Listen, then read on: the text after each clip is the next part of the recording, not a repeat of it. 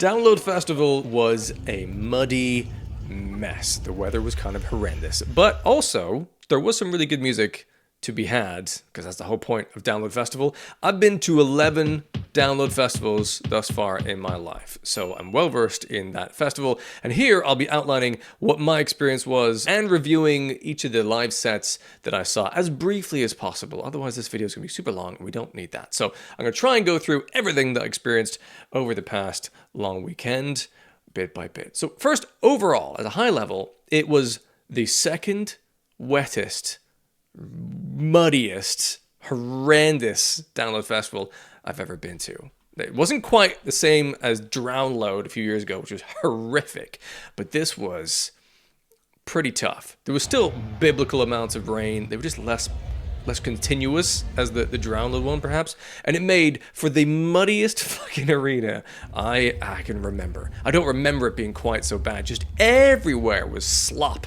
by the Saturday, to be honest. That made things pretty tough. That was a bit difficult. There was lightning, there was storms. It was a lot. Thankfully, the Sunday was a bit sunny, and that gave us a little bit of respite. But there's nowhere to sit because everyone's just covered in muck. So that was a bit tough. The lineup itself was an interesting one. It was the most diverse set of bands and genres they've ever had, really. And I was not quite sure about that on the way in. When I first saw the lineup, I was like, I don't know about this. But actually, it meant for a very varied and interesting couple of days, and it meant that, you know, you get a kind of palate cleanser here and there, which I'll go on in details as I review the days. But it was a really diverse lineup, and I thought actually that made for a really interesting and enjoyable set of acts as the weekend went on. There were some cancellations leading up to Download right until, you know, the very first day in terms of the Barclaycard sponsorship. Some bands were protesting that by canceling their slots. Interesting decisions made there, and in the end, Barclaycard did actually pull out a sponsorship while the festival was going on. I'd never seen that happen before in my life. That was kind of wild. So that was interesting. Electric Callboy cancelled due to illness, which was really unfortunate. I was really looking forward to them. But let's get into the bands that I did get to see. Now, obviously, there are 4 stages at Download Festival at the same time. You cannot see all the bands because they're on at the same time. So these will just be the bands that I happened to see. And I'll let you know my thoughts on them as briefly as I can. So on the Friday, the first one I checked out, the opener for me of the festival, was Hanabie.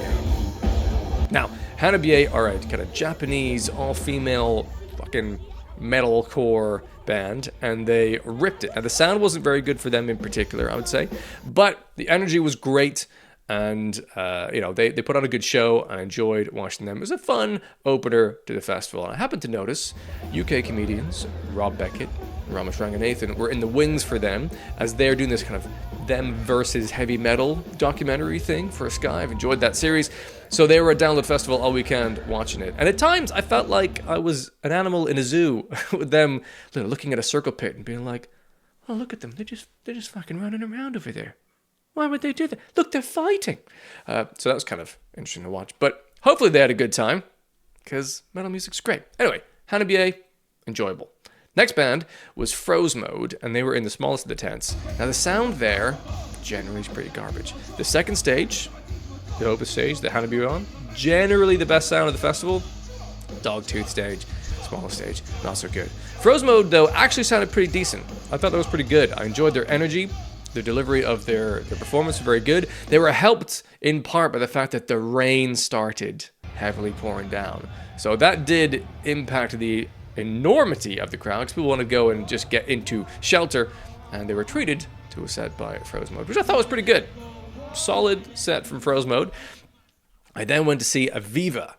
Now, they were on the third stage, called the Avalanche stage, also indoors, which is great when it's raining. And actually, I thought they were a bit meh. Clearly she's got a good voice, and the sound of her voice was pretty decent. The stage show, though, can you call it a stage show? It's one drum kit and a drummer on it, and her just singing. Just walking around singing. And you know what? 2024, we need to do more than that. Sorry, it was so boring. And the songs themselves were not like high energy, so it was very boring. And you could feel it in the crowd. Everyone's just kind of staring and waiting for something interesting to happen. And something interesting did not happen. So I left. But like, it was fine. The voice was good, but it was just a really boring show. So, the quite opposite of that is when I went to the second stage to see Scene Queen. Now, Scene Queen was not boring. Really, actually, you know, although she had a lot of things to say about how awful men are, which, okay. You know, the whole song about how she hate. What did she say? Like, I hate men in bands, essentially. It's like, but she's got 2 men in her band. The drummer and the guitarist are men. So that was a bit confusing. But anyway, man hating aside, I thought the performance was excellent. You know, sure, it's drums, it's guitar, it's her. It had a screen on the background that had a couple of visualizations, but not much on it. But her performance was great. Tons of energy, really interesting delivery. She was funny. She was prancing up and down the stage, having a good time. Fuck it, cannot fault the performance. It was captivating, really interesting, sounded great, and I enjoyed it. You know, didn't necessarily agree with everything she had to say, but I enjoyed the set. So fair enough. Well done to Scene Queen. Next up, I saw a little bit of Defects.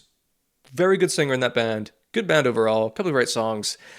It was on the Dogtooth stage, so the sound was a bit garbage. Couldn't really hear the vocals that loudly, which is a damn shame because they're a very good singer. So it was kind of all right, and I think the sound really hurt them on that one. But equally, you know, there's just a bunch of dudes playing some rock songs. It was fine. It was all right, pretty decent, not amazing. However, next up on the main stage, way more than decent, absolutely amazing, Polyphia. Now, I don't really like instrumental bands because I think you need a vocalist, ideally, to tie things together in a human connective way. However, this is the most I've ever enjoyed a instrumental band. The technical skill is obviously off the charts, but they had grooves, and every song was quite different, so it was continuously entertaining, and they swap around different guitars, and this cool kind of nylon string acoustic guitar at one point. Tim Henson is an absolute genius, and a joy to watch, and they were phenomenal. Absolutely incredible.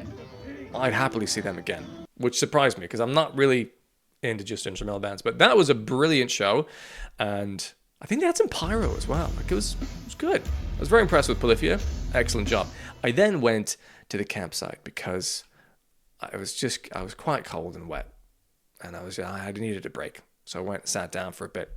And this is an important note. If you're going to a festival and there's tons of bands you want to see, you sure, ideal world, try and see as many of those bands as possible. But also, it's a marathon and not a sprint. If you're tired, fucking go sit down somewhere. Take a break. Say, you know what? I would have liked to see that band, but it's not going to work out today. I'll see them some other time. So I took a little breather out with a couple of mates, had a drink at the campsite, and then came back in for Make Them Suffer, who, in my opinion, was the best band of the day on the Friday. And that's saying something because they were on the Dogtooth stage, so the sound was not the best on that stage, but they made it work, actually. And I think for them, the sound was pretty decent. Vocals could have been a smidge higher, but fuck, they absolutely wrecked. It was so good. Great set list. They didn't play one of my favorites, which was Contraband, but everything else was so strong that it shows just how good that band is. They didn't have to play Contraband for it still to be a great set. And Alex's vocals were phenomenal, really great. The main vocalist dude also crushed it, and the energy was insane. And they just absolutely smashed the place to pieces. That was my favorite set of the day, and to be honest, of the weekend. I just thought it ripped, and that was an absolute joy. After them, I thought I'd check out a little bit of Wheatus on the second stage. Now, when I got there, I realized I wasn't going to really be able to see Wheatus, because outside of the tent, about 100 people deep, was a crowd trying to see Wheatus, and it was just insane. And basically, they're all there to hear that one song, which, of course, they're going to play at the end of the set. And as I understand it, they played it for like 10 minutes. They really milked that song. I saw the start of it and enjoyed it, but man, it was just, it was so far away, and it was hard to hear everything, but because it was just, unless you got there early, you weren't seeing Wheatus, really. But fair enough. They grabbed a huge crowd, and it was fun to see a big crowd singing along to Teenage Dirtbag together in unison. I enjoyed that. Next up was Heilung, which I'm hoping I'm pronouncing correctly. It's quite a tricky one. They're like this Nordic folk doomy sort of a band. And they came on, and immediately you knew you were in for some shit, because they did this whole like incense anointing prayer thing, and they did this mass chant. I think it was like they were exorcising or exorcising demons or something. It was kind of intense. And when the music started, It was fucking excellent. It was amazing. It was visually captivating, and the sound was huge, and it was so trance-like. I mean, all of us were just standing in awe. And it was one of the most interesting live performances I've seen. And they had all kinds of set pieces where they had people coming on with kind of, I don't know, I guess war paint or something on them, and they had shields and spears, and there was dance going on, and there was a moment where someone got tied up to a spear with a noose around their neck. There was all kinds of really unusual stuff. But the sound was great. It was fascinating. It was really cool. And it was my second favorite set of the day on the Friday. I just thought it was so different.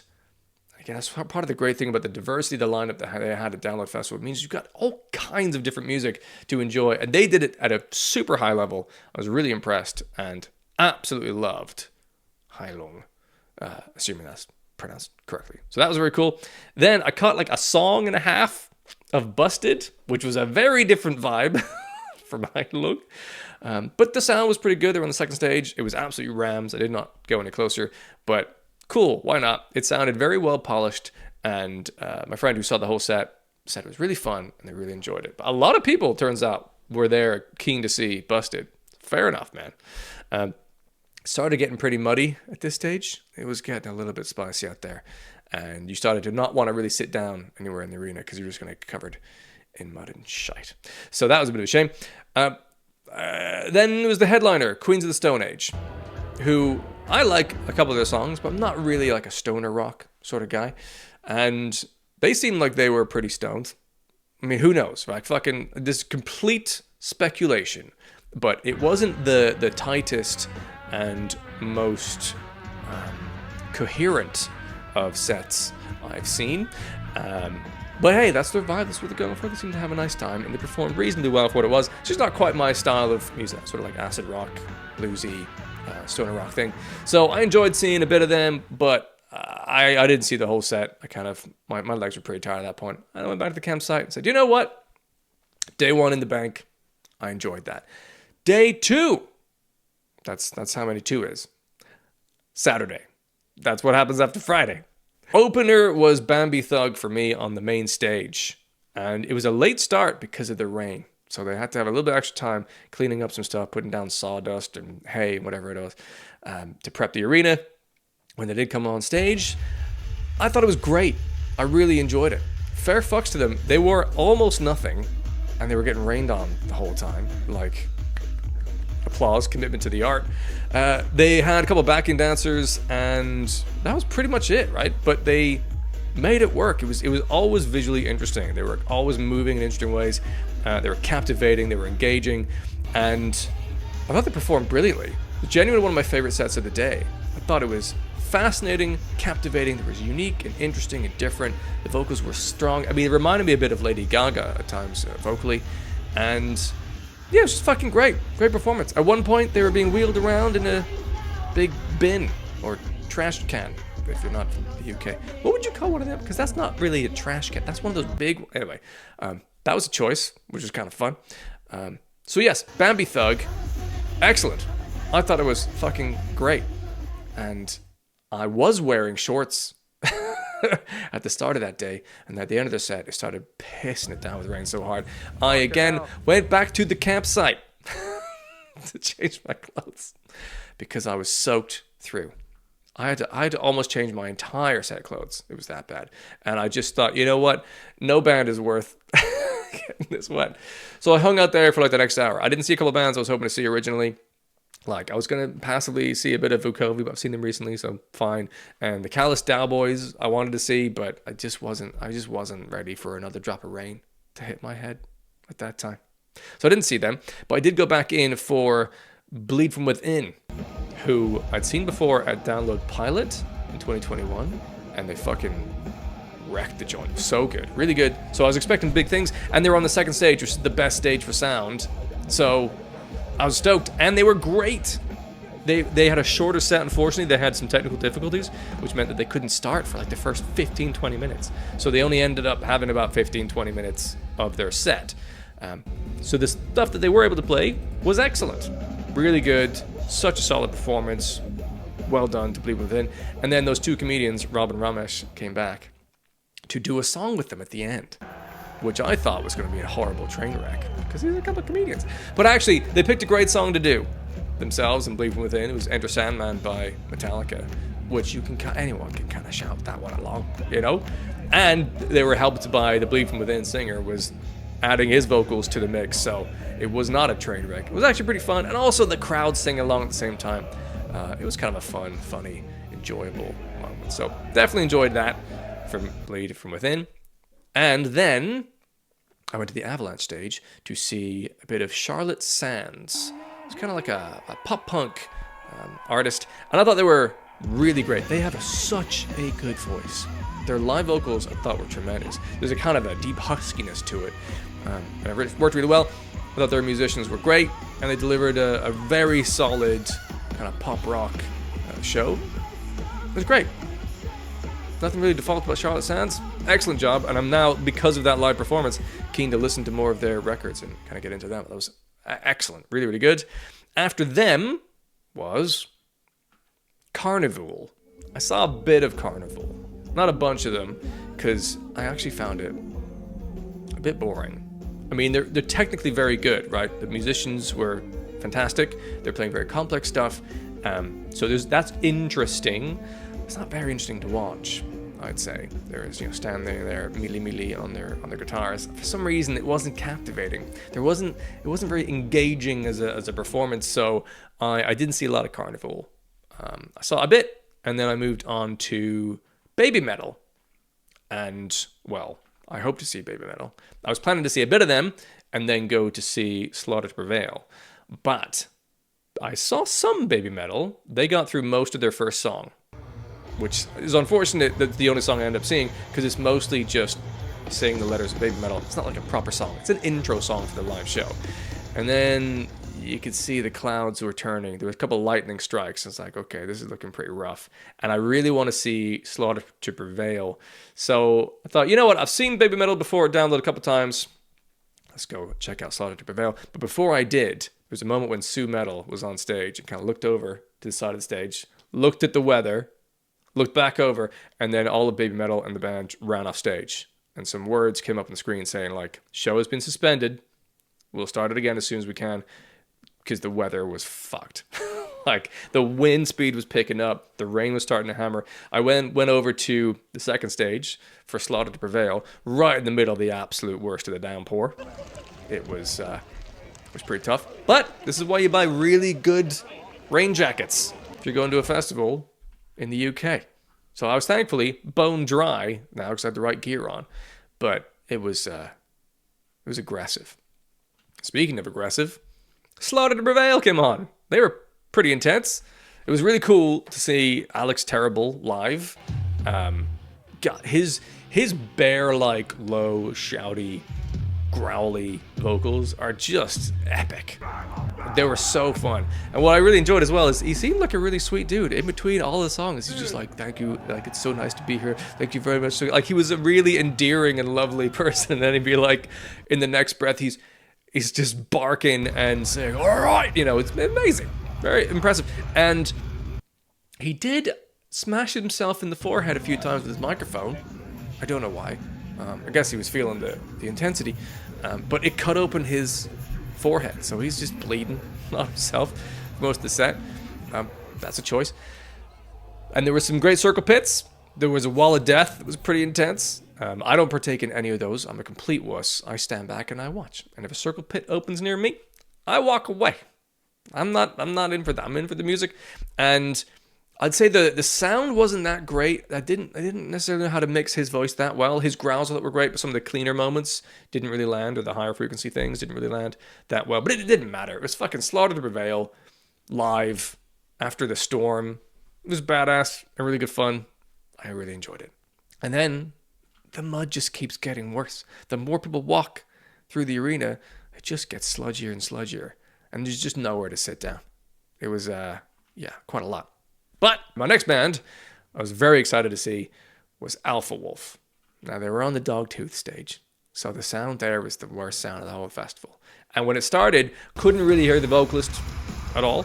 But you kind of reposition yourself in the crowd, try and find a sweet spot where the sound sort of works. I managed to find one and really enjoyed their set once I found a little bit more of the vocals coming through the mix. And they ripped it. Similar to Make Them Suffer, they just came on stage and just slapped from start to finish. Did a phenomenal job. Ending on the brilliant Akudama. And that was a fun moment to be in the crowd, shouting all that along at the same time. I thought they did a great job. Really enjoyed seeing Alpha Wolf. They tore the shit up, I would say. After them, I saw like a song and a half of While She Sleeps from far away because I really wanted to see The Offspring because I was, The Offspring helped me get into rock in the first place. So I was definitely going to see them. While She Sleeps sounded incredible.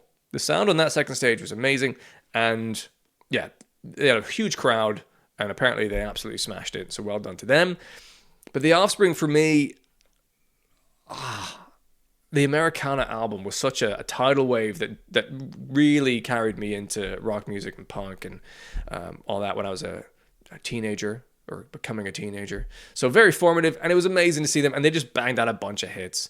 You know, I mean, they were super nerdy. Like their on-stage banter between songs, I thought was very cringe, but doesn't matter because it's The Offspring, and I really enjoyed seeing as much of them as I did. I thought they were fantastic. I think I watched like an hour or so before heading to see Billy Talent, another big favorite band of mine I listened to a lot when in my teens, and they came out and just crushed it as well. Threw out a bunch of their hits. Sound was pretty decent there, and Billy Talent were just fun. They were great. A really solid rock show from them as expected. And then I caught like a song of Pantera. They sounded good for what is Pantera. I'm not into Pantera. It's not really my style of music. But it was good. It was cool. It's cool to see Pantera live for a few minutes. But really, I was kind of done for the day, with the exception of the headliner, Fall Out Boy. Now, I wasn't like excited to see Fall Out Boy because, I don't know, they can be a little bit hit and miss. Last time they played Download, I wasn't really feeling it. But masterstroke by them, they played their set list of basically like hit songs from the earliest record onwards chronologically, which was super cool. I fucking love when bands do that. So they started out with like my favorite records I loved many years ago, and it meant that at one point my legs were so tired I was ready to go back to the campsite. Once they played one of their newer songs, I think it was like Uma Thurman, and then from after that I haven't really kept in touch with their music, so I was able to go, great, thanks for that, Fall Out Boy.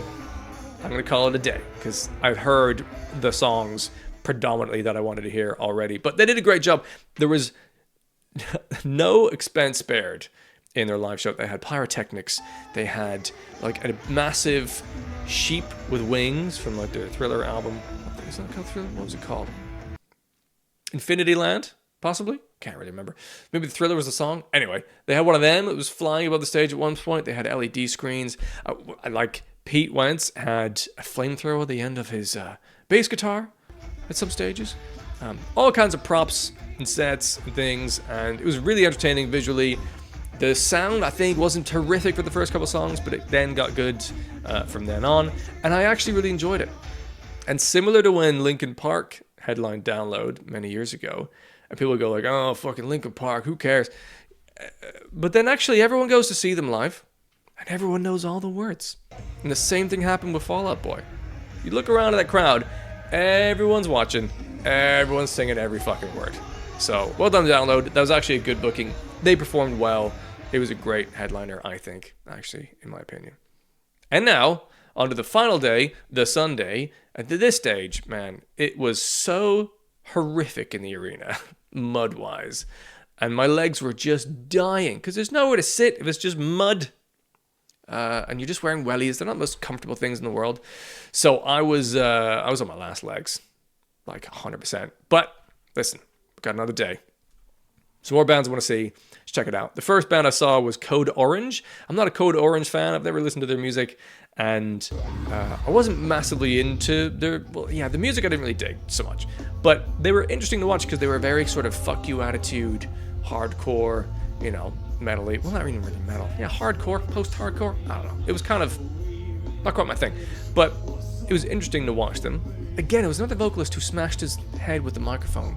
I think on purpose to bleed over his face. Why are you doing this? Anyway, they were quite angry because Of all the rain and the mud, the arena couldn't open on time. So bands had to move their sets backwards and reduce their set times. And apparently, according to Code Orange, the headliner, Avenged Sevenfold, didn't want to reduce any of their set time to accommodate for other bands as well. So they wanted to keep their set length as it was and make other bands take off even more of their time. And that really annoyed Code Orange. And they were very verbal about that. And at the end, they got cut off because they had overextended their updated set time. So the sound through the arena was cut, but they kept playing, but only they could hear it on stage. And while they were trying to play this extra song, like all the crew starts coming on the stage to like disconnect things, and then they start throwing guitars and fucking microphones, and it was very rock and roll, very angsty, but not maybe the most mature way of handling things. I don't know, bit of a spectacle. But anyway, that was Code Orange. And then went to see 311 on the second stage. Sound again, second stage, it was good sound. There's like 2 of their songs I know, and they played both of them, so I was very happy, and it was cool. I liked the vibe of it, you know. There's another indication though that a lot of the bands that I've enjoyed over the years, man, we're all getting older now. It was not the cool vibe maybe that was perhaps once was, but you know what, they seemed to enjoy what they did, and I enjoyed it. It was a good vibe, good atmosphere. Sonically it was good. Vocally, I don't know, not quite for me, but the musicianship around it and the vibe I enjoyed. After them, I went to see Noisy, which I was hoping for big things, because it's like a kind of dance act. Again, the variety of music on this festival was very cool this year. Unfortunately for them, the sound was bad, so you couldn't hear the vocals at all. So it was just like listening to a backing track, essentially. They had a live drummer, but it felt like you were listening to a backing track for the most part, and you couldn't hear the vocals, so it didn't land really at all, which was a shame. So left them, and every time in between bands, pretty much on the Sunday, I was just going back to the guest bar area to sit the fuck down to rest my legs. Because I'm getting old, turns out. And man, it was just tough standing that long. And walking through sludge is exhausting because you're basically slow motion ice skating. Anyway, so after a bit of that, there was a secret set from Parkway Drive. And I thought, let's wander over and have a look. But obviously, they did it on the smallest stage. And they're one of the bigger bands who normally played like late in the day on the main stage at the festival. So of course it was rammed, so I couldn't get in. But it sounded great, and those who got in, I'm sure, had a great time. But yeah, that was Parkway Drive. I had 3 more bands in me at the festival because I was done. I was so exhausted. I went to see Bowling for Soup on the main stage, who have been a bit hit and miss. I'm a fan of Bowling for Soup. I really like their music. They're fun. I've seen them be great live. I've seen them be quite awful live. And they did not have their guitarist, Chris, this time around. He was unwell and back in the States. That seemed to work in their favor, though, because the sound was clean. It was really good. I thought they sounded excellent. It was a wonderful set list. They opened up with Girl All the Bad Guys Want. They played a bunch of hits. The banter was hilarious. They were really sharp and really on it. And it was one of my favorite sets of the weekend, which I was not expecting going in. Bowling for Soup be one of my favorites of the weekend. So they were phenomenal, and I really actually enjoyed that. And they had the guy from Wheatus come on stage and did Teenage Dirtbag with them. So we got to hear it all properly in the end, but just as a Bowling for Soup version. But they were great. I really, really enjoyed Bowling for Soup.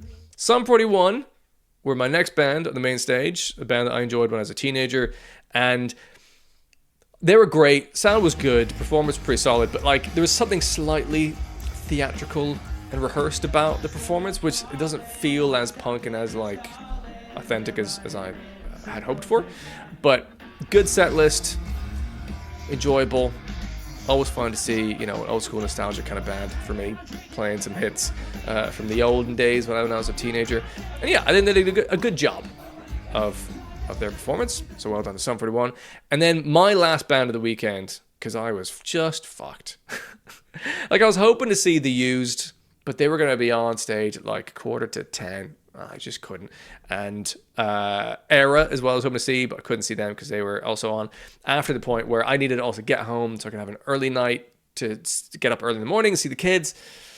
Anyway, blah, blah, blah. Who cares? Limp Bizkit were my closer of the weekend. I was so excited to see them, especially with Electric Callboy not showing up because of the illness. And not that I'm not showing up. That sounds like I'm understanding. Not being able to perform, and it's totally fair enough. But, oh man, I was looking forward to seeing them. So Limp Bizkit were going to be my biggest fun, like, heavy rock, you know, jaunty ender to the festival. And they absolutely delivered. It is so fucking great to see Limp Bizkit. They were fun. They played a bunch of hits. They played Break Stuff twice for some reason. But that's fun. It's a great song. Great crowd sing along. We all enjoyed that.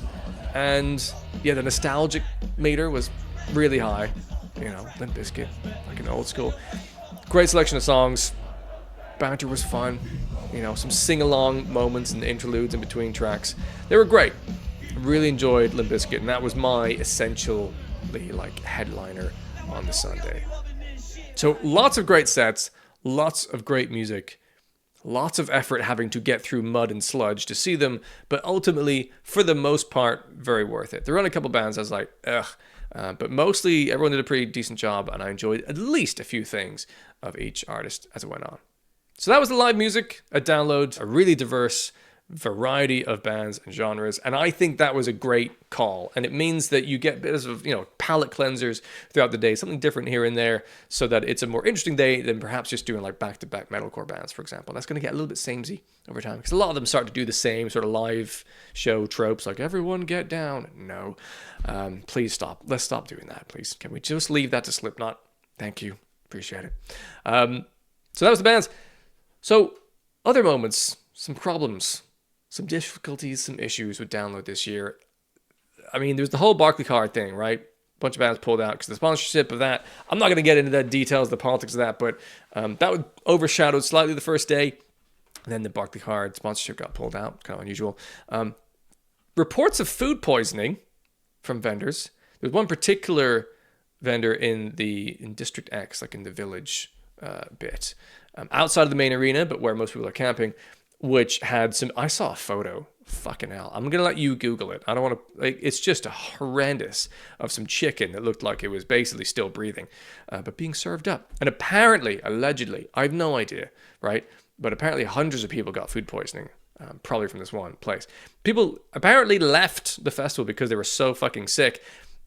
I saw one kid at like 10 p.m. in our campsite, doubled over with his parent, like rubbing his back, you know, being sick. And like, he was about 9 years old. It's not because he was too drunk, you know? So unless he happened to catch some kind of other bug, maybe there is something to the food poisoning aspect of things. I definitely, in the main arena, I had some simple like chicken and chips. I'm like, let's keep things safe. Let's not ask too much of my digestive system while I'm out in the field. Bit of chicken. I took one bite of it, and I thought, something's not right about this. It didn't look like it was raw. Like it was cooked, I think. But there was some kind of offness about the flavor, the taste of that thing. And there was kind of this mulchy, like mulch paper texture. I thought, you know what? I don't have time to get food poisoning. So I just think, all right, that's a tenner that I've just wasted. Fine. But I'd rather spend £100 not to get sick. So I did not eat the rest of that particular meal. There was some good food, though. I had some pad thai that was excellent. This is going to be really boring content, I'm sure. But like, when you're at a festival, try and pick safe foods, but don't assume that what seems like an easy thing to do, like just fry some chicken, is going to be safe to eat. Have a look when you get to the stall at what they're doing in terms of the hygiene, and be very careful when you're eating it. Assess it as you eat it. So even if you do only have like one mouthful, that's better than having the whole thing if it's not quite good. So try and have foods that you think are very hard to do in an unhygienic kind of way, and be safe out there, because you don't want to be rushing for the toilet. Especially when there aren't enough toilets for everyone and there's massive queues at times, it's going to be very unpleasant. So happily, I managed to avoid getting sick, but some people were not so lucky, and that is horrific. So hopefully Download can do something about policing that in future. That'd be great. There were reports of vendors overcharging and contactless.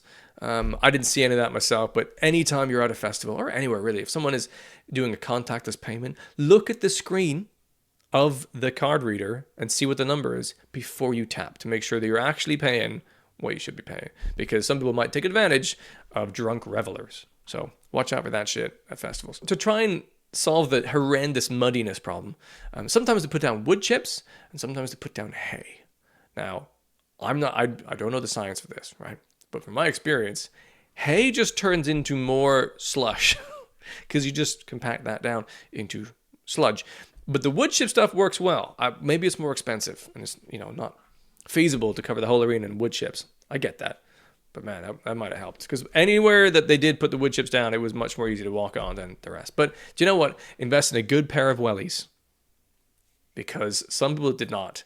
And there were many welly soles just stuck in the mud. Just the soles of the feet. So someone's walking around with just the cones, I guess. Shoes were lost. Phones got dropped in the mud, and it's just like, fucking goodbye.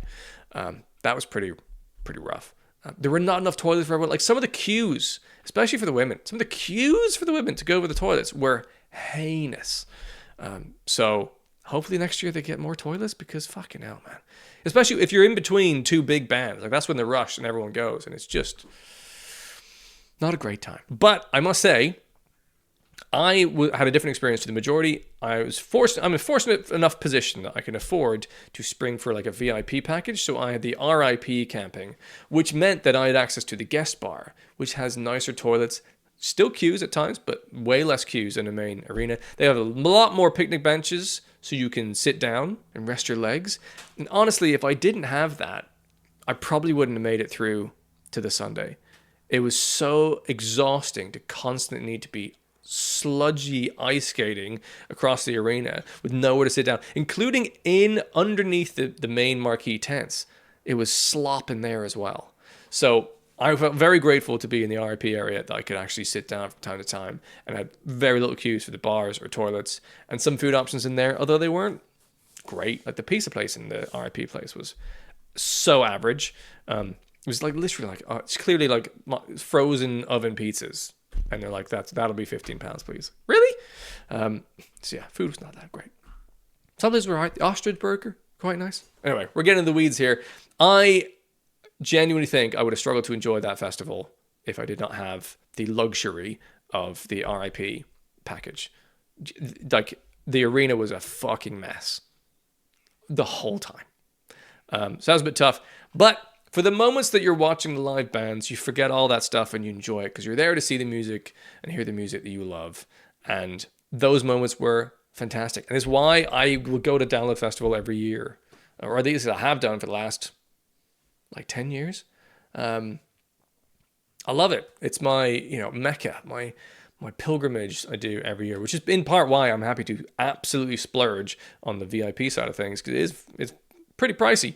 But for me, it's my holiday. It's, wall-to-wall live music and friends and good times. And I did have a good time despite the weather and the exhaustion and the difficulties and the mess that happened in the arena from time to time. It's a really difficult thing to those, people who were organizing the festival. The weather will fuck up all kinds of things. It is a really hard battle to fight, and I know that they've done their best with the means that they had, and hopefully every time one of these absolute drown load mud fests happens, they'll learn something new and improve it in future, right? They're iteratively improving things where they can. So hopefully in future when there's one of these, maybe we'll have more picnic benches in the main arena, more places to sit down perhaps, or different ways of handling the rivers of mud. I don't know. Maybe technology can improve and somehow someone can go and vacuum it all up. I have no idea. But right now, it's fucking hard out there. And it's June. It's not what we hoped for or expected. But I had a good time. Saw some great bands. And my top bands, Make Them Suffer for me was the best of the weekend. And other notable mentions, Heilung, phenomenal. Bowling for Soup was fantastic. The Offspring, really enjoyed. Fall Out Boy. Fall Out Boy, rather. The nostalgic bands, the pop punk, I really dug. Charlotte Sands, that was excellent. Also, Alpha Wolf crushed it. Fucking Slaughter to Prevail was a joy to watch. Bleed From Within killed it as well. Polyphia was fantastic. Yeah, good bands, good fun, despite the absolute fucking mess that the weather caused at Download Festival. If you went, let me know what your favorite bands were and what your experiences were. And if you can verify any of the fucking craziness that happened elsewhere with some issues in the festival, I'd love to hear your stories. Throw them in the comments. I will read each and every one of them. So it's been a couple of days now, and those were my thoughts. Overall, Download Festival 2024, Brown Load Festival, as I shall forever call it, because that was fucking mess.